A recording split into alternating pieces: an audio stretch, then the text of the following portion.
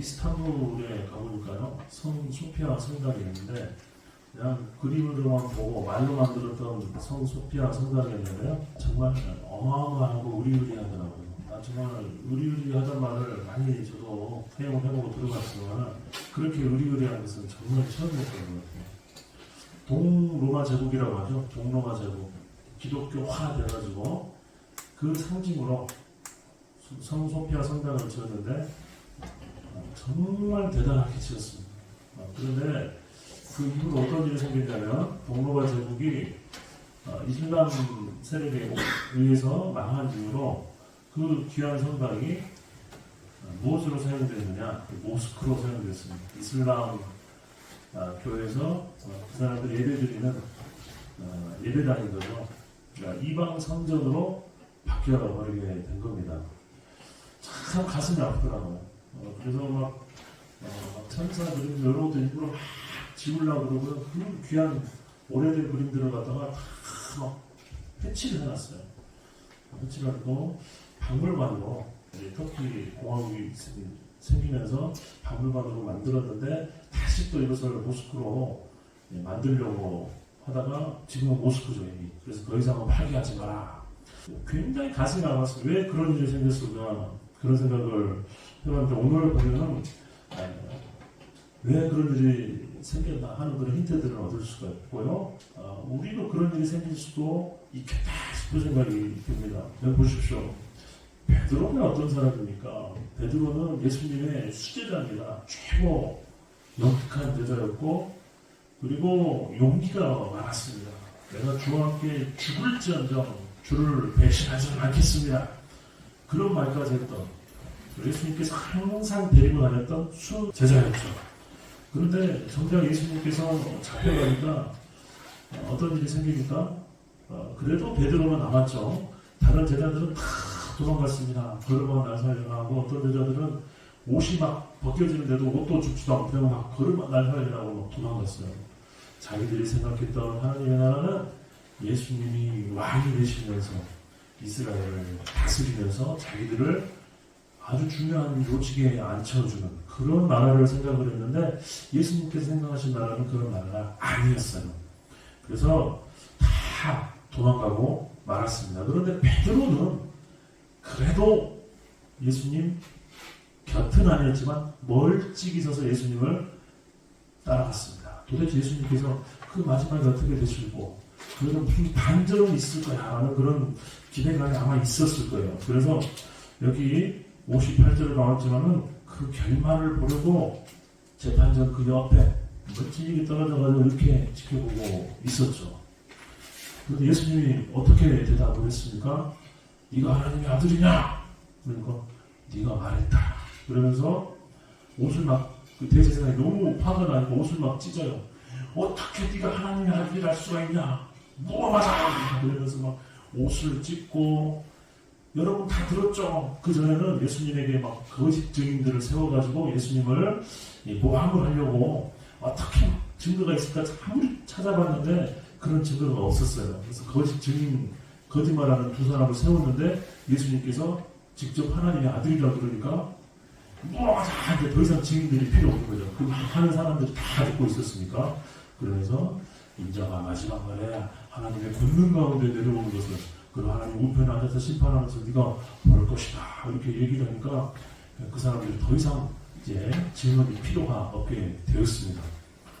예수님 어떻게 하셨어요? 그 질문에 대해서 정확하게 말씀하셨습니다. 그리고 다른 부당한 질문들에 대해서는 1절 말씀하지 않으셨어요. 베드로는 이것을 저쪽에서 보고 있었죠. 그러다가 하인들이 베드로한테 이제 빠져있는 거죠. 오, 너 갈릴리 너 그 사람 맞잖아. 예수님 따라가는 제자 맞잖아. 그러니까 뭔 소리 하는 거야? 채영이가 맨날 하는 소리야. 뭔 소리 하는 거예요? 도대체 뭔 소리 하는 거예요? 난 몰라요.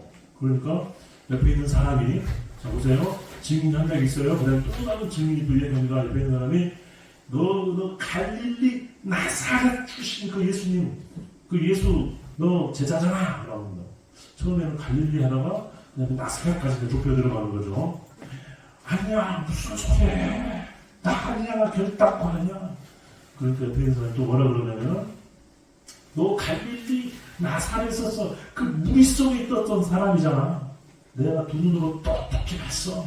그러니까 베드로가 뭐라 그러는지 알아요? 여기 나오면 아주 끔찍한 표현이 나오네요. 아주 끔찍한 표현이에요.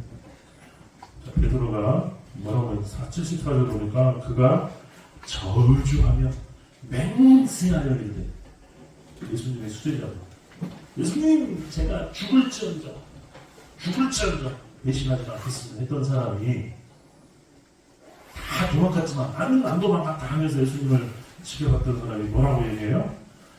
베드로가 저주하며 맹세하려는데 나는 그 사람을 알지 못한다. 아, 예수 몰라.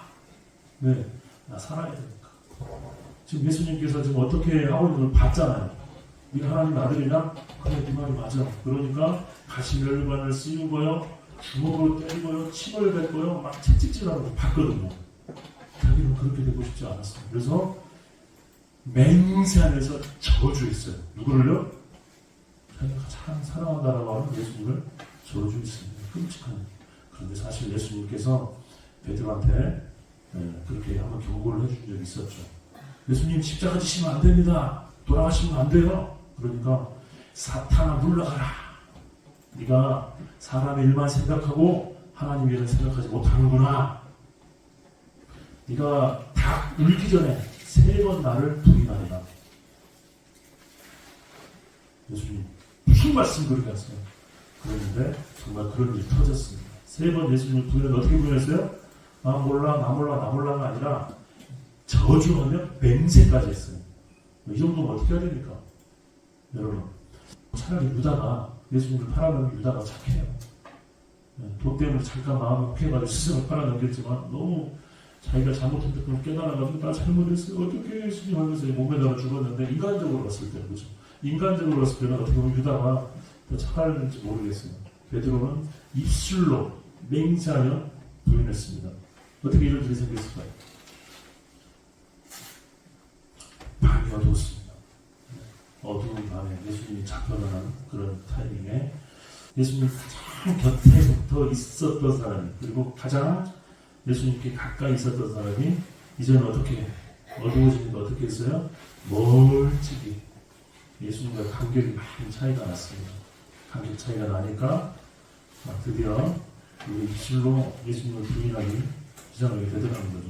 그리고 보면은 우리 개인의 위기뿐만이 아니라 우리 한국 교회의 위기가 무엇일 수 있을까 이런 생각을 해보면은 세상이 어두워졌을 때 가만해서 사단이 역사하기 좋을 때 늘 예수님 옆에 붙어 있겠다라고 하는 사람들이 조금씩 여러 가지 유혹이 넘어가면서 여러 가지 세상의 즐거운 가운데 빠져들면서 간격이 멀어지기 시작하면 그때부터 어려움이 찾아오더라는 거죠. 그럼에도 불구하고 예수님께서는 어떻게 말씀하셨어요? 그 이후로 돌이키라라고 말씀을 하셨죠. 3번이라는 것은 완전수입니다. 일종의. 그럼에도 불구하고 내가 너를 붙들리라. 우리를 사랑하시는 하나님께서 그와 같이 이 시대 가운데도 말씀하시는 줄로 믿습니다. 오늘 새벽에 나온 우리 친구들 피곤한 가운데도 나왔어요. 왜 나오게 하셨을까요? 이 어두운 세상 가운데 하나님의 등불, 복음의 등불을 높이 들고 일어설 친구들이기 때문에 그렇습니다. 어떻게 해야 될까요? 예수님 곁에 있어야 돼요. 멀찍이 떨어져서 구경하듯이 있으면 안 된다는 거죠. 이 시간에도 기도할 때 하나님께 가까이 나아가서 하나님 은혜 주십시오. 하나님의 영을 충만하게 내 안에 부어 주옵소서.